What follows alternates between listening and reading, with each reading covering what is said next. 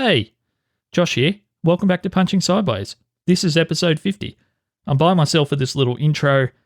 Mel will be with us in a minute as we kick into a discussion her and I had about a myriad of things, including seeing your friends on Tinder, what the hell a Merkin is, Mel's health journey that she alluded to in the very first interview she did on this show back in 2019.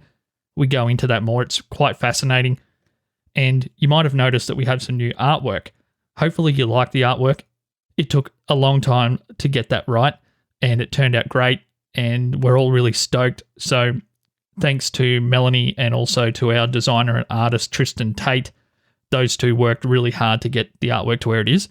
The other thing that you guys might not realise is that your donations between, say, episode 40 and 49, I was banking all that, and that's what paid for that artwork. So if you're wondering what the donations go to, it's stuff like that. It really helps. So support punchingsideways.com. This is episode 50. Here's to another 50 episodes. We've got amazing guests coming soon.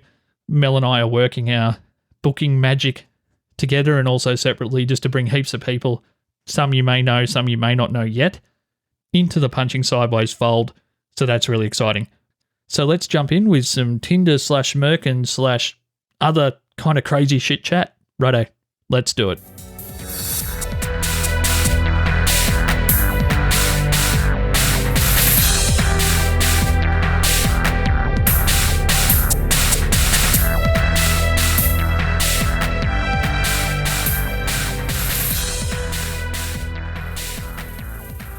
Josh, I want to know, we've talked about Tinder and Bumble a little bit and the ability to get catfished and not. And there's a lot of people out there that pretend to be someone that they aren't, I think.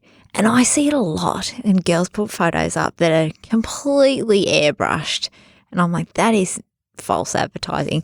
That gives me anxiety, really. If I was to go and start putting photos up of me like with all those filters in there, one, it just makes me feel bad about myself when I really look in the mirror. But two, how can I actually turn up to a date or something like that knowing that I don't look anything like that filtered version? My skin's not flawless, you know, my lips aren't the size of duck lips or anything like that. And it's just like, that would be a complete immediate, just a look on someone's face would shatter me that I'd just run home, I think. I haven't had a whole lot of success on dating apps, I'll be honest. So I'm not sure how, the high volume people that go on lots of dates from being on that, they probably get exposed to a lot of people that have pictures that are not reflective of real life. What did you call it? Catfishing. Catfishing. Or even, it's just, so I just think it's false advertising. The people that I've met, that I've matched with or whatever you call it, I think they're, obviously whatever about me appeals to them and whatever about them that appeals to me is some sense of, I have a feeling that's that actual person. Yeah. But if you're a person that's swiping on everybody and you're going on a couple of dates a month or a week, you're probably 1 out of every 10 is probably someone that looks completely different. That's what guys would say is the law of averages. You just keep swiping until you get a match. Guys do that. I know you're a guy, Josh, but I'm aware of this as a guy's trait because I've been Thank you for affirming that I'm a guy. Privy to the information from other guys. There's also a thing that my ex used to say and I've got a strange relationship with him. We're good mates. But we used to sit there and go through profiles, and we came across what we say is the way to decipher whether someone is fully filtered and altered themselves or not is you check out their hands. So you're doing it. It's like the rings of a tree, is it? You check out their hands because I'd be going, oh, she's all right. She's all right. She looks pretty good. And you'd be like, nah, check out her hands. Chubby fingers. So what's he saying? That she's taken a few kilos off the face? Yeah, taken a few kilos, slimmed it all in, and he goes, check out the fingers, chubby fingers. So we actually at one point were looking at thinking that we should develop a hand app, a hand filter app to change all that stuff up. I don't know. The whole dating stuff, for me, I actually read people's profiles. Yeah. I don't know if anyone else does. But I've started doing that. you didn't do that. To be honest, I hardly went on there for the first 6 months that I had it. Yeah. And I realised that there's more in, because most of the profiles, and this is probably something a million people have said before, but to me it was evident and it was kind of new to me. Yeah. Every profile that I bothered to read was single mum, don't bother.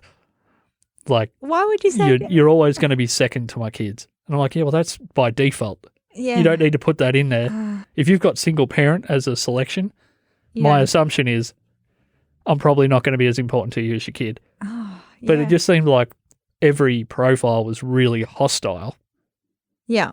for all the reasons that you wouldn't want to possibly be with somebody, that I stopped reading them for a while. Well, I just feel, I don't know. I went purely off their interests. Yeah. If we had a shared interest. Yeah. And whether they look like a fuckwit or not. Yeah, okay. That's a good way to decipher. See, I will look at photos and I'm not necessarily drawn to someone that's like really good looking or anything. But if they're doing something funny or that isn't trying to look good, I suppose, then I'm like, you look a bit interesting. And then like an activity or they're really in their element. Is that what you mean? matched with one guy once who had on a Christmas tree picture, which is clearly not trying to impress me with how he looks. But I'm like, oh, yeah, he looks like he have a bit of fun with himself. Yeah. So I'm sort of more interested in that. And then I actually read like the profiles, and sometimes what they've written can way more get me over the line than the pictures. I'm like, you seem interesting. Tick. Yeah. I'm going to match with you. I remember one night coming home and getting a message from you. I was wondering if this would come up. This is funny. No, I can't remember what it was, but it was just like, I just saw you on, was it Bumble or one of those? I think Bumble. I just saw you on Bumble, so now I am never getting on that profile again. It was weird. What was the weirdness of it? It was, I don't know, it was and this is the truth of the matter, because a lot of the times when guys say about women that they're friends with, she's like a sister. Yeah. That means that you wanted to sleep with her, but she just said no to you for long enough that you moved on. Yes. But you truly feel like you're too important to me to ever be someone that would happen with. Yeah. That was what I thought at the time. And I just freaked out. I'm like, this is not, of all the people, that it had to be you. Yeah. But then there's Jesus, which way to get rid of her? You want to swipe, but you don't want to do it. Did I tell you this is getting to a point? You want to swipe straight away, but then you're like, if I accidentally do this the slightest bit in the wrong direction, I might super like this person. I might do something crazy. I had a mate whose ex-girlfriend, as of about 3 days, I heard through the grapevine they'd broken up. I hardly talked to him, to be honest, and I don't really know her at all. Yeah. She appeared on Tinder, and I went to swipe it so quickly to get her off there because I felt dirty that I super liked her. And I didn't even know what that was. I'd never super liked anyone. I didn't even know it was a thing.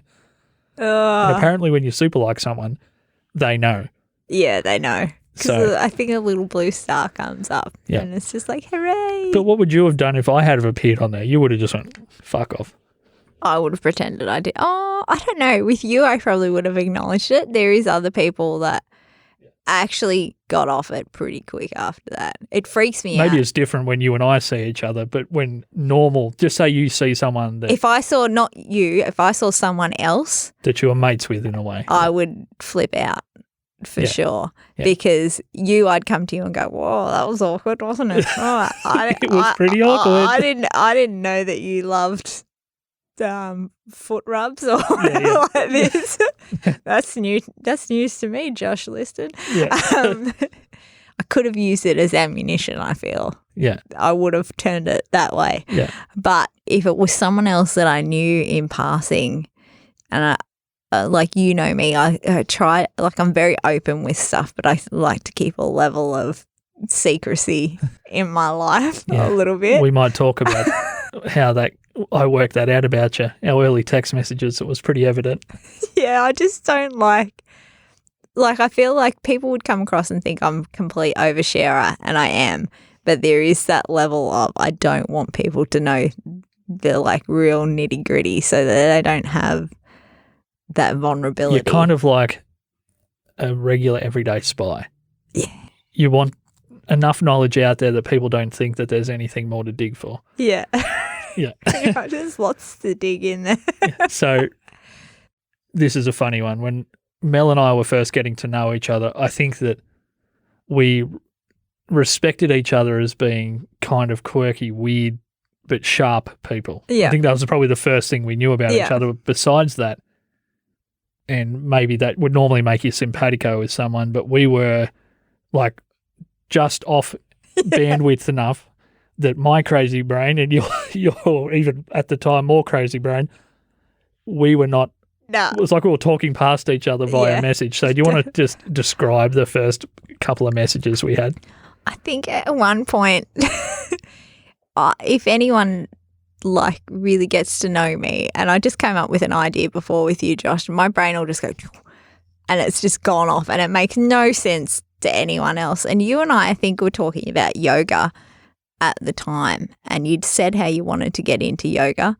Yeah, still do. Hasn't happened. And I was like, you should just come. They do relax classes. They're easy. You can sit on the floor, and that's about it. And you said something along the lines of, is there a yoga class where it's cancelled today and I don't have to turn up and still get results? Perfect name for a class. And I was like, that's sort of like the Asian lady diet.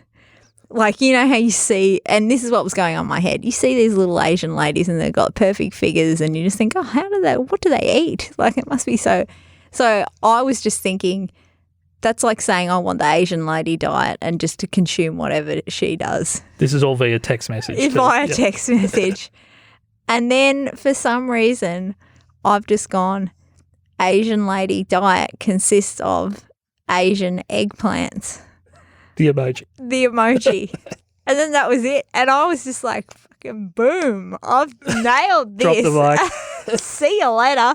And I think it was like 3 hours later. You've gone, it's been 3 hours and I still don't know what to do with that eggplant. And even now in my brain, like I was reading it back and I was like, that makes complete sense to me. The funniest thing was when you were going back through that stuff with me the other day, I couldn't work out why I was confused because I know you're so much better now that that makes complete sense how she got from there to there with no context or anything in between. Yeah. And why the conversation changed subject 5 times. Yeah, I am a subject changer. Just getting back to text messages, I don't think Mel realised until about 2 weeks ago that I still have her saved in my phone as the very first thing that I ever called you in my phone. You know how you meet somebody? Yeah. Like when I met our mutual friend Guy. Yeah. My Lecarane, I've saved him in my phone as Guy, my Lecarane, brackets, comedy. Yeah. Because I knew I'd met him doing stand-up. And just in case I ever had another Guy, my Lecarane, or he got a new number or whatever. Yeah. So I got people saved as to where I met them or who they actually are. Yeah. If it's a common name, then more often than not, it'll have You've got to have another context. Yeah, a little bracket, blah, blah. Yeah. Your name in my phone is Melanie bracket furry hats, close bracket. I need to explain this as well, right? Yeah, so Melanie furry hats. Yeah. So I believe that this would have started off because one of the things that this is like my thing, right? Because you know how I just said before that I'm very closed off and don't like to know everyone to know all my details. Yeah. So if my number gets out there, I usually have a very witty, like I don't either give it out or I'm pretty strong about the instructions. And I believe I would have said something along the lines of, guard this number with your life, like a soldier guarding the queen. I think that was a direct quote. Yeah. Which is funny to me. I don't know if anyone else gets it, but I think you said something along the lines of, can I bring a furry hat or something like that? Yeah. And I said, it's not required, but yeah, you're quite happy to. And in my brain, I've gone, Merkins. So just go back a step from Merkins. I know people are probably thinking Merkins. There's nothing back a step from Merkins, but I think you might have said something about the reason the furry hat thing came up was that somehow you'd jumped to this weird reference which related to basically it being like the crown jewels. Well, because the guards wear the furry hat. That's where I thought you went. Yeah, that was what I was getting at. But yeah. somehow you'd gone from guard this with your life to basically I am a royal. Yeah. This number is important. That's exactly right. Yeah. And then somehow that led to Merkins. Not everyone gets that number, Josh. Yeah. It still is Actually, very important. Thinking back, I think I thought you were either an egomaniac or you're a little bit touched. I'm not sure Probably, if I'd say all of that would be true. Yeah. Yeah. And I'm an idiot, right? Yeah. So I feel Clearly. like that's funny. It's funny to me. So sometimes what's funny to me doesn't necessarily translate to other people. But anyway, when you said furry hat, that's the first time that anyone has ever referenced that back to me when I've mentioned a soldier guarding the Queen. So I'm just thinking like furry. And my brain went to like that sort of fur looks like Merkins. Do you know what a Merkin is? At the time, I had no idea, but I thought it's such a quick reference. It was quick, wasn't it? I just went within a bang, few seconds. Bang, Merkins. Because some of the messages, obviously, like before with the Asian eggplant, I was freaking out for 3 hours wondering what the hell was going on. I remember thinking, okay, Merkins is self-evident. I obviously should know what this is. I had a feeling that it was a South Park reference, and that was the only thing I could think of. And I'm like, is she talking about a gerbil on South Park? No. And like that's what got stuck in my head. I'm like, okay, well, it makes sense to me that she's talking about a furry thing. Yeah. Yeah, no. And then you said it about 3 or 4 more times over the next week, and then I basically had to, I don't know if I admitted to you, I had no idea what you're talking about. I think at one point you were like, the more we talk about Merkins, the less I understand. Well, that's right, because you kept using Merkins in multiple contexts. Here's another thing about me, Josh, which I will explain the Merkin thing is, I'm not sure if you've noticed that I get this thing in my head and I will run with that consistently for like a week or two. Just a word or a concept. That's just my word. I'm just my buzzword. We'll talk about your buzzword from last week. Oh, God. In a minute. So Merkins is a pubic wig. It's still good. It's still good. I'm never ready for it. It's such a weird expression. There's a reference to it. I just remember once, and yes, I'm old enough for this, Big Girls Blouse did like a skit thing on Merkins. And it was all these white women protesting about factory Merkins. And they were there going, free the factory Merkins, free the factory Merkins. And they were having this protest around, and Magda Sabansky was running off, and they were burning all their pubic wigs. All these rich women were burning their pubic wigs. And Magda set her pubic wig on fire without taking it off. So they were rolling her and going, like trying to pat her out, and it was so funny. And there was this farmer that was Gina Riley. She was like going, we're protesting against the big companies like American Express and all those sort of things. It was just brilliant, and it stuck in my brain for so long that any time that I can throw out a Merkin, like not my own, obviously. Can I be brutally honest? Yeah. If I had have known the context straight away, how we were talking about Asian penises, and then we started talking about furry hats. If you had been talking about pubic wigs that early in the relationship, getting to know each other, I would have been, I don't want to be friends with this person. Yep, that's fair and valid, and I feel like that's why I probably don't have many friends. Jesus. So, either they do understand me and they're like, whoa. okay. That's a real person. This is consistent now. Yeah. Like consistent theme. This isn't just a one-off. This isn't a Family Guy character. No. She's actually like that. So then they run real quick in the other direction. If I didn't have so many ankle rolling problems, then I would have ran too. No, if you didn't have pre-existing injuries, Josh, that slowed you down, then you might have been lucky and got away. God, I need a pubic wig for my ankle. An ankle wig. So you talked about to warm it up. You talked about expressions that you get kind of really into. The idea du jour for the week. My buzzword. Yeah, your buzzword as you rephrased it as earlier today over lunch. You said last week your buzzword or your thing for the week was level up. Yeah. This is episode 50 of this program. Yeah. We're planning to level up everything, including this rumour in has been, I guess, quote unquote, leveled up. Yeah. Can you tell us how did that pop into your head? Because one thing I've come to know about you is there's like the self-improvement life hack crowd. They're all about leveling up, man, and all that sort of garbage. That doesn't seem like that's your path to the phrase level up. Nah, I came up with it myself, so I didn't know it was a thing. Yourself. I didn't. I joined two words together that have never been put together. It's funny. That's another thing. I come up with a lot of great concepts that I think are great, and apparently they've been running for like 10 years. This is the beauty and the danger of your naivete. Yeah. You've said before that you embrace being naive about a lot of pop culture things. Yeah. Yeah. And I think a lot of the time, well, that's just a brilliant take on this thing that's already happened, which you would know if you paid attention. Honestly, sometimes I'll say something and it's so profound and I'm like, yeah, that's amazing. Wow. And then you'll go, oh, that reminds me of blah, blah, blah. And I was like, whoa. But the thing was, you never bothered telling me that I thought that I was just deflating you on a daily basis. And I'm like, oh, if I had known that she doesn't know this stuff, then I wouldn't have been such an arsehole about it. That just sounds like this. No, it's not at all. I'm just like, oh, wow, I actually am clever. You just see it as reinforcement. Well, if that person thought well, yeah, it is a good idea because someone else has done it already. But leveling up was me just sort of getting in my own head and going, you know what? Time to make shit happen.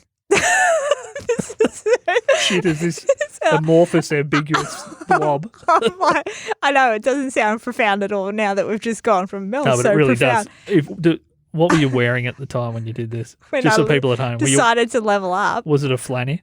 Yeah, it's always Did you grab a flanny. the flanny and flick it in both hands like you were saying that you... I might, do you know what, do a recreation of the flanny flick. I want to know. Every week, myself and the audience want to know more about your thing for the week. My thing for that. So, yeah, I'm going to get shit happening pretty much as my leveling up to me means actually actioning a lot of the shit that we all talk about that we want to do.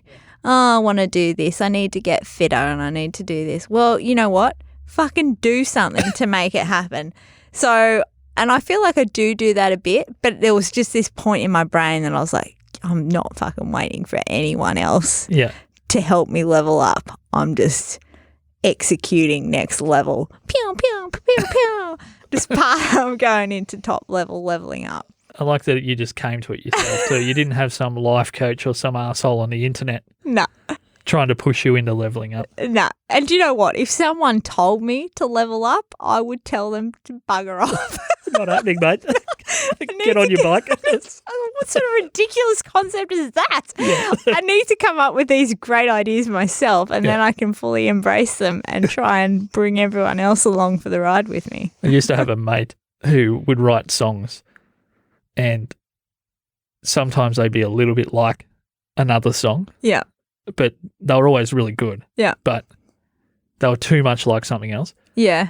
So I would work with him to rework the idea a little bit. Yeah. This is a guy that I met in Melbourne. And I wouldn't, as Mel dies on the other microphone, I'll leave that one in there. And I wouldn't tell him that his initial idea reminded me of something too much until we changed it enough that it didn't anymore. Yeah, right. Yeah. So it was, but if I had told him straight away, oh, that's great, it sounds like this band, he would have completely abandoned the idea before giving it any chance. Yeah. Would have deflated him too much. Yeah. He would have said, oh, well, it's no good then. I'm like, no, it's just, it lives in a world and we can make it better. You need to tweak it. But I learnt very quickly just to help him change it first and then bring it up.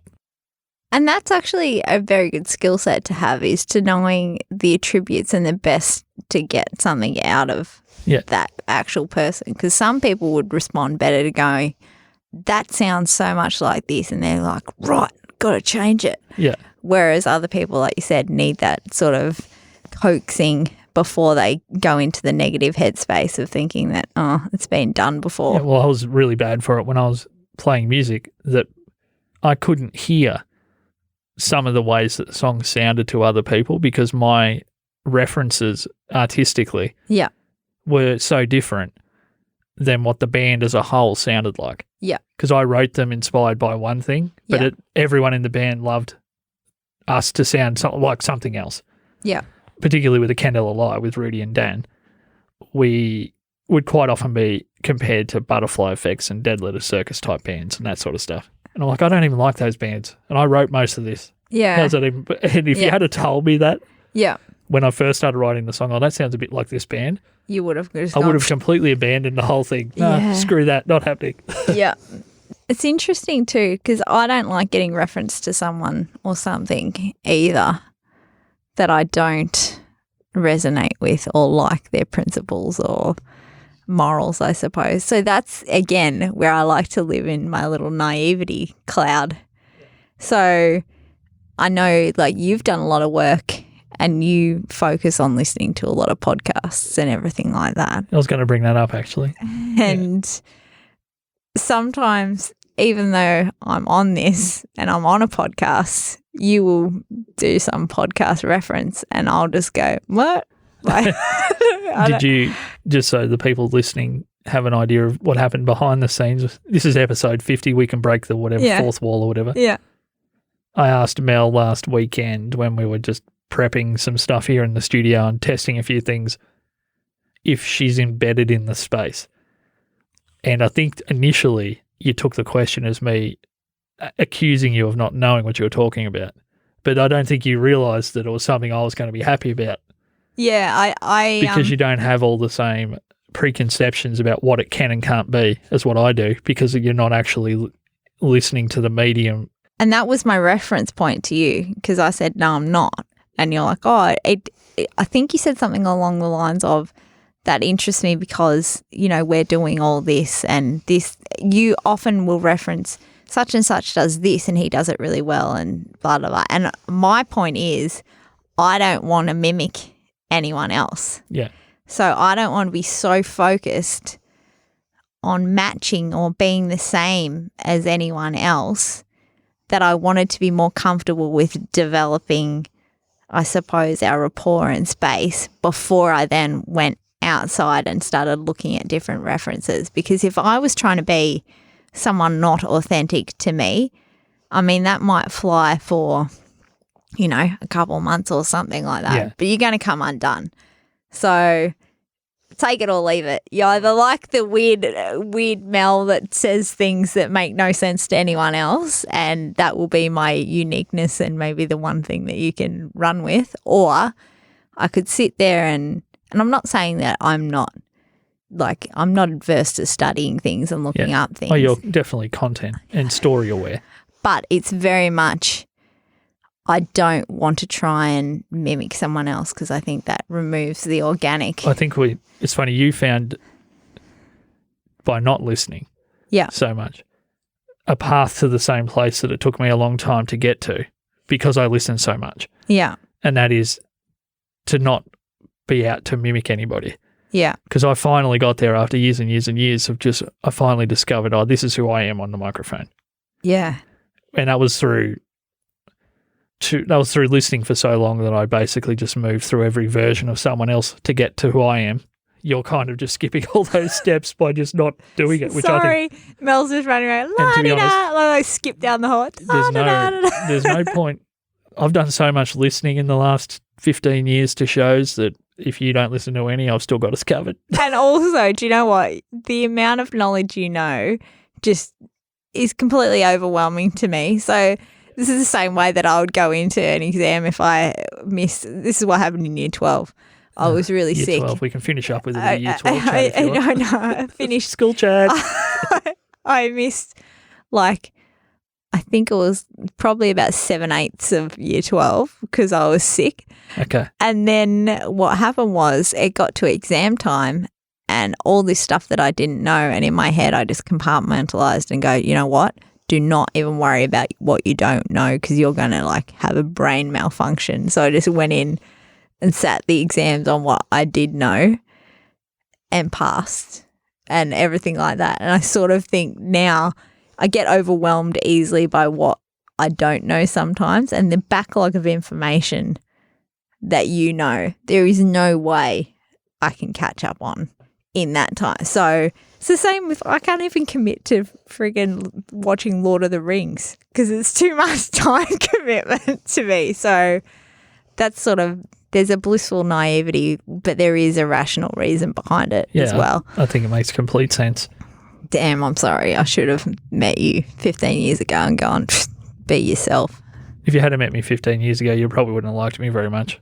I was a self-absorbed person in a band that actually at this time, I would have been very angry at the world still from being dumped by a girl that I was very in love with at the time in 2005. You know what you should do? And trying basically to drink myself under the table every day. Yeah, right.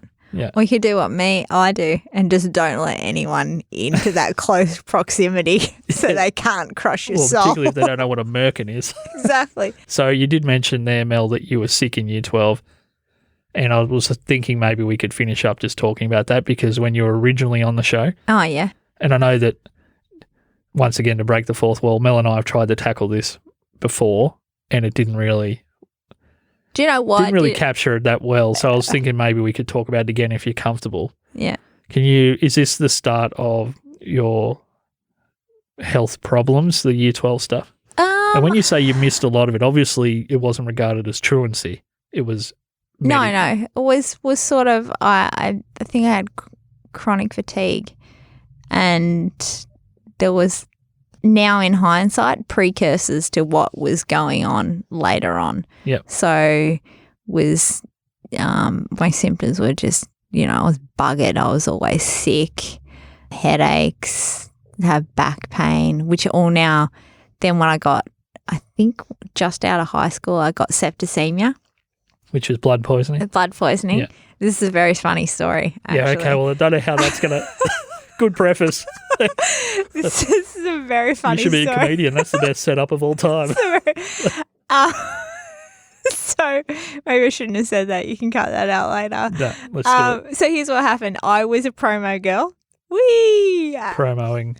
Maduri. So booze, yeah. So I used to be a promo girl around the Albury-Wodonga region, but I never did what I was told. Maduri in white or Maduri in black fur? Maduri, remember Maduri illusions that I'm just talking about green. What gear did you use to wear? So here's where... Because there was a white era and a black era of Maduri pink. girls. No, not pink. No, the fluoro green. Okay. But here's the thing, right? I never wore the actual promo uniform because I'm a nonconformist.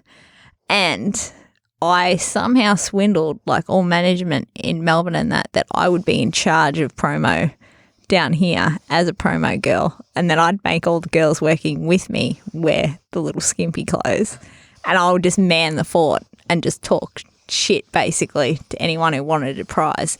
Anyway, got quite high up. This sounds ridiculous, in the promo circle world, which was pretty much just because one of the bosses really liked me, I think. Yeah. That's basically it. Anyway, we got invited, me and my friend got invited down to Melbourne for the big Maduri ball, which was an amazing, no one gets invited to that. Yeah. I just got a lucky call. And what happened was, it was amazing. Firstly, you walked in, it was a dress-up night. We walked in and it was just this pokey little room with a bar, and it was just, we went to buy drinks and nah, it's all free. And we're like, oh my God, this is amazing. We had to stay at a hotel and everything.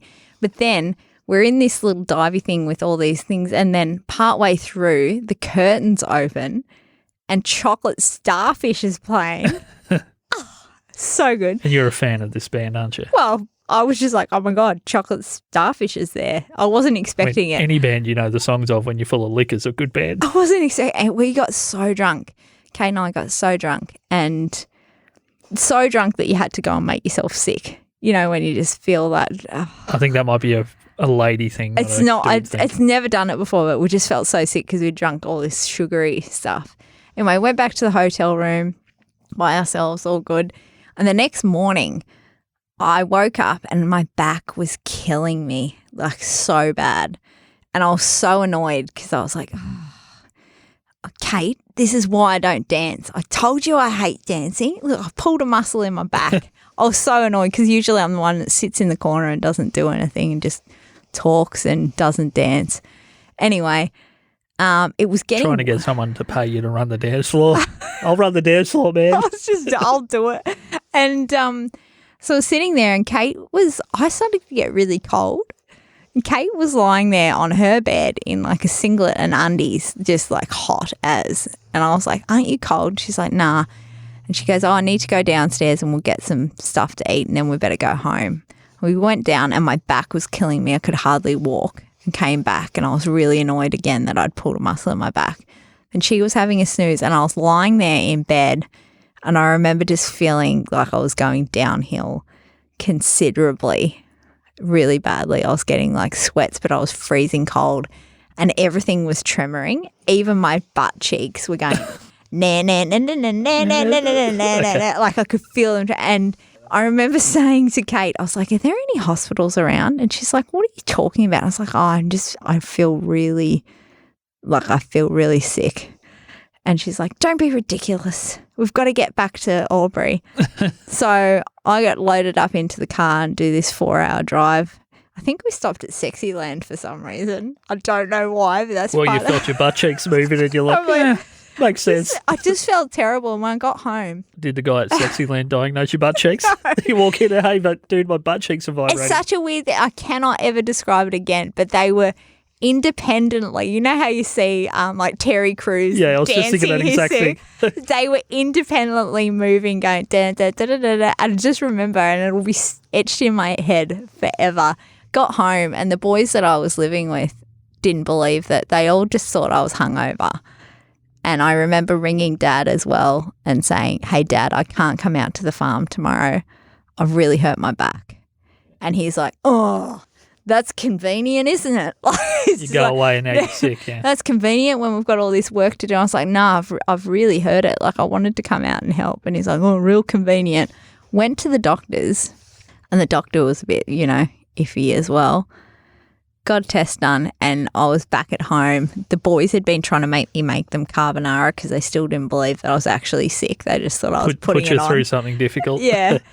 And got a call from the doctor, and the doctor was like, you need to come back right now.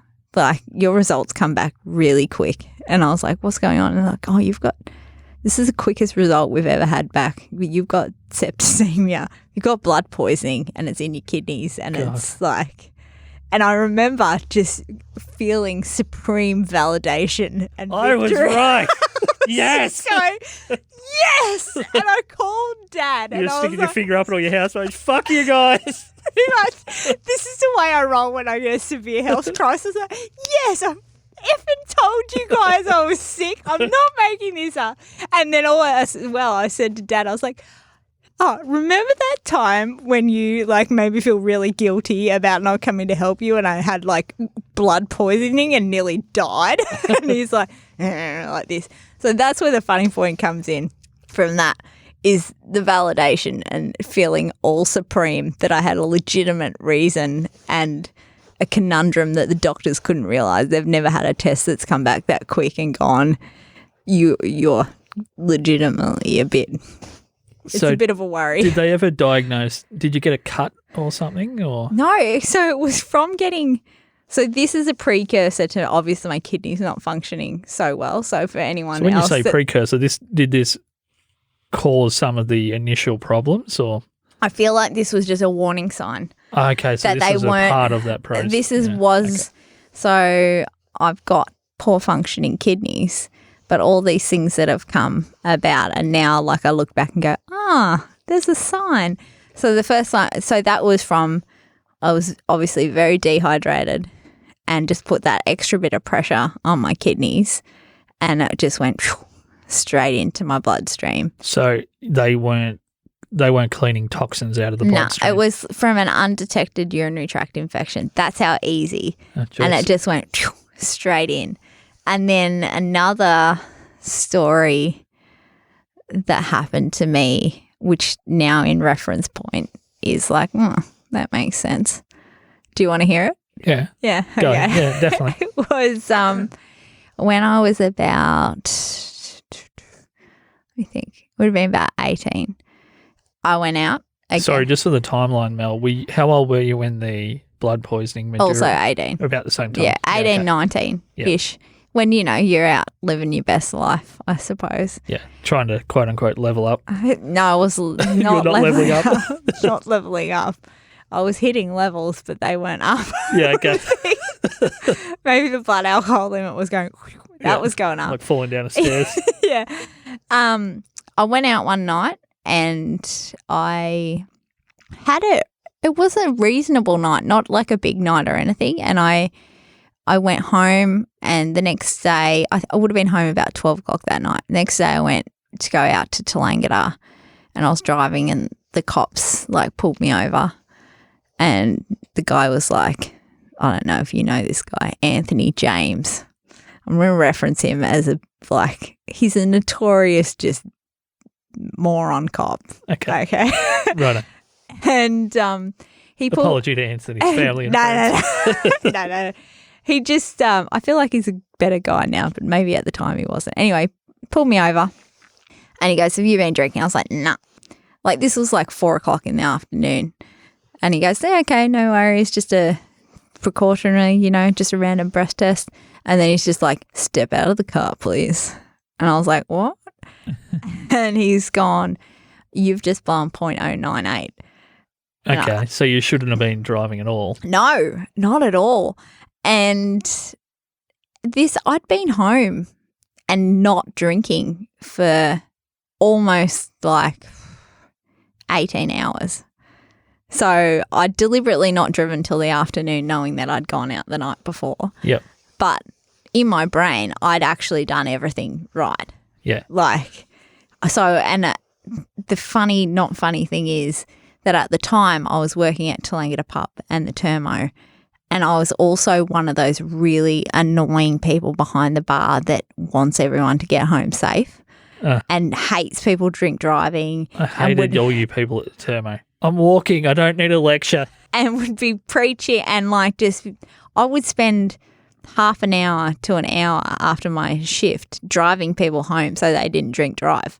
That was how much I hated it and wanted people to be safe.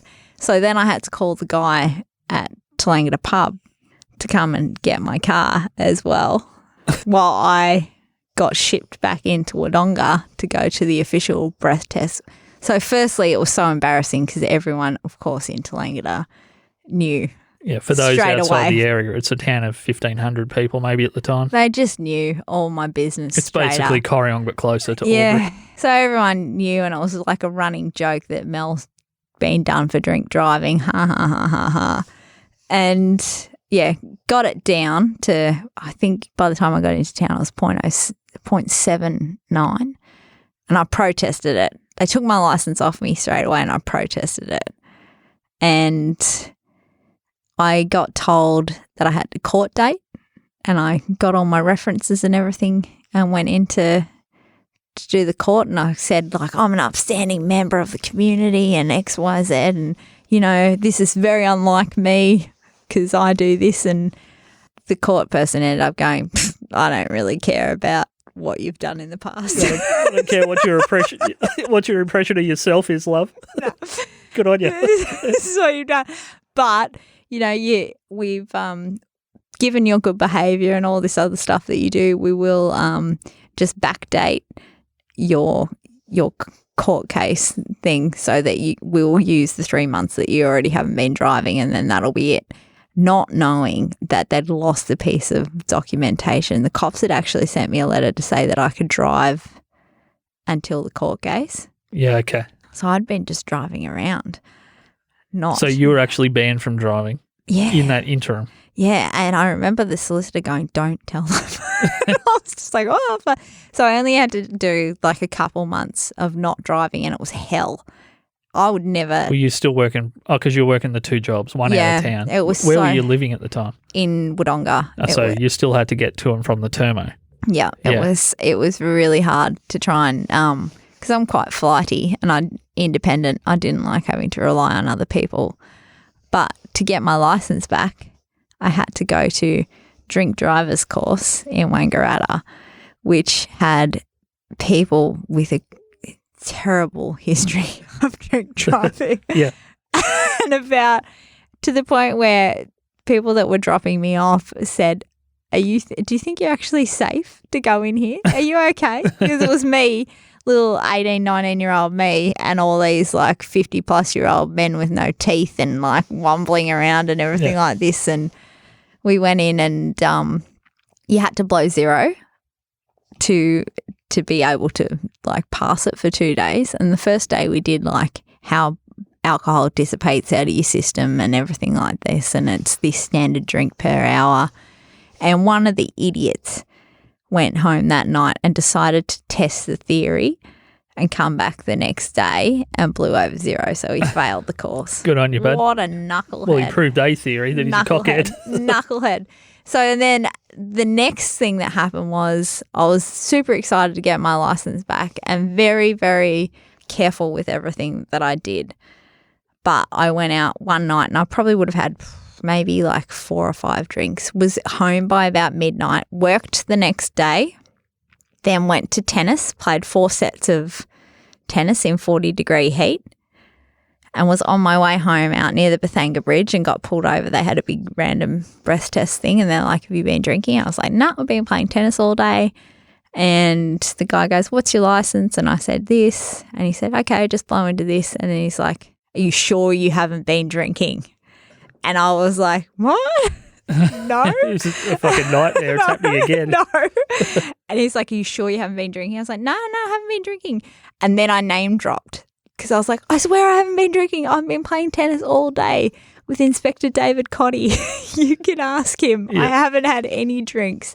And he must have realised that I was telling the truth because he's like, okay, just park your car over there and just go. Just come get someone to get your car and we will just...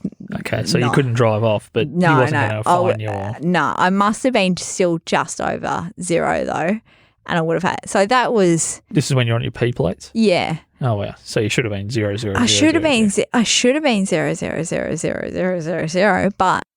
So that reference point, because the amount of exercise that I did that day and a full day of work, it was 6 o'clock in the evening. You should have passed all that liquid 5 times over. Yeah.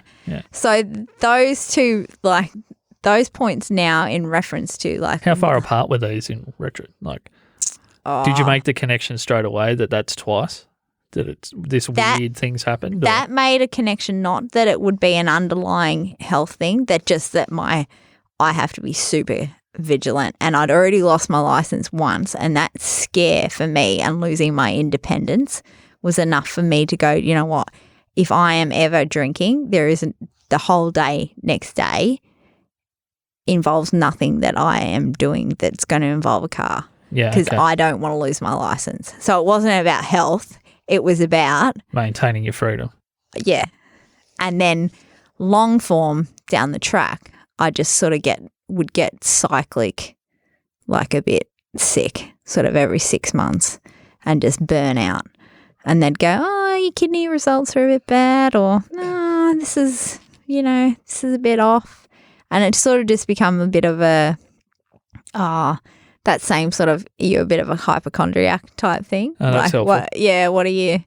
And I'd have them just look, and this is just even now in hindsight a ridiculous thing. Oh, you've just got a little bit of protein in your urine, which for anyone that's listening is blood. Like, that's just saying you've got blood in your urine. Like the greatest buzzword in medicine that obfuscates the truth is iatrogenic, which means death by medical procedure or like it's just literally, it's just a bit of protein in the blood. In hindsight, I'm like, that's ridiculous. That's not normal. But no. There's just a little bit of protein there. And I go through these cycles where I just work my ass off, excuse the language, and then I would just crash a little bit. But then it got quite bad that obviously things started to change a little bit. And I remember finally getting into a kidney specialist. The doctor sent me in. There was all these other things that were going on as well. Like I got pneumonia and I had like something going on with my liver, but no one was looking at it like collectively either. They were just looking at isolated problems as individual things. And then, I got into a specialist, into the nephrologist. That's a big word for you, Josh. It's a kidney nephrologist. Wow, kidney specialist. and it took 8 months to get into him, a local one. And by the time I got into him, I was just living my life, working like I thought I was. And then he took some results and he took a biopsy. And I remember I was at work and I got a call and he was like, you need to get to emergency right now. And I was like, I'll just finish up and then I'll go in what after. What were you doing at the time? I was working in recruitment at the time. Okay. So, but I was like at the office and I was So basically he was asking you to do what you encouraged all your clients not to do. Don't just walk out of work in the middle of the day. Pretty much that was it. He was just like, you need to go right now to emergency. And I was like, I'll just go home and I'll get some stuff and then I'll go in there. And he's like, no, now. Like you need to go to emergency right now. Like something like this is bad. And it was just a really weird conversation to just go to your boss and go, I just need to go to emergency now. Like it wasn't, because in my head, like in hindsight, I was clearly not operating at a high leveling up capacity. But at the time, that was like what my normal was. So I would go to work, I would go home and probably have a sleep. And then I'd go back to work and then I'd go back home. Like there wasn't much life quality, but in my brain I was getting everything that I needed to done. So yeah, then came out of that biopsy and hospitalisation, which was so weird that you've just gone from working and then going, I'm just popping off to emergency, to then being put in hospital. And I had 8% total kidney function, which is ridiculously low. Like you shouldn't be able to be walking around at that level or functioning, but I just made it happen because I didn't know any better. And then they couldn't work out what had caused that for a while. But also another thing is when that result come in, I was like, validation. Once again. Yes. That's twice, motherfuckers.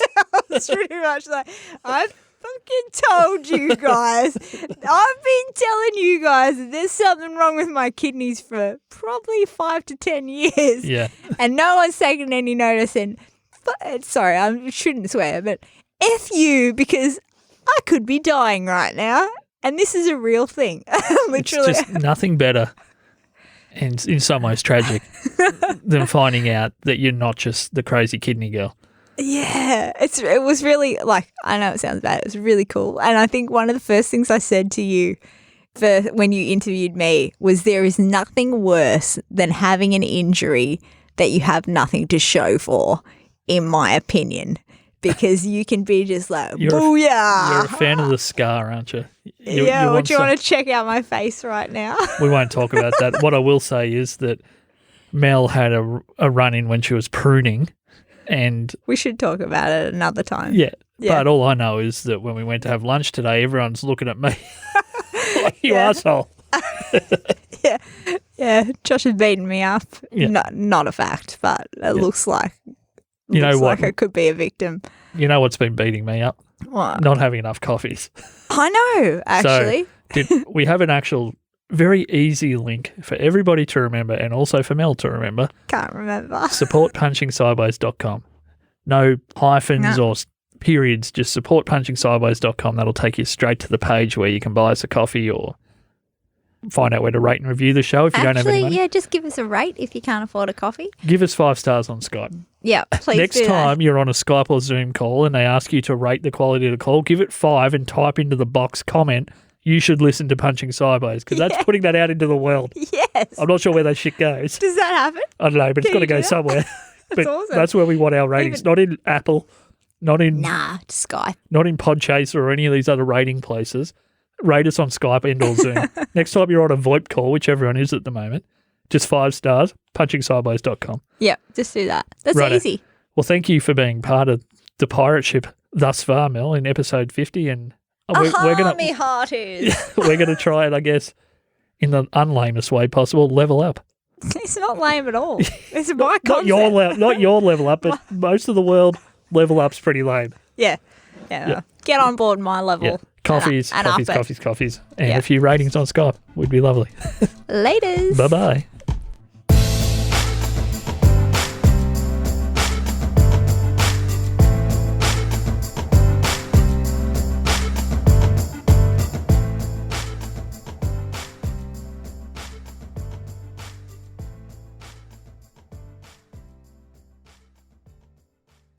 This episode was edited by Dead Set Podcasting. If you want your podcast to sound this good, check out deadsetpodcasting.com/services. Get the sound you're chasing.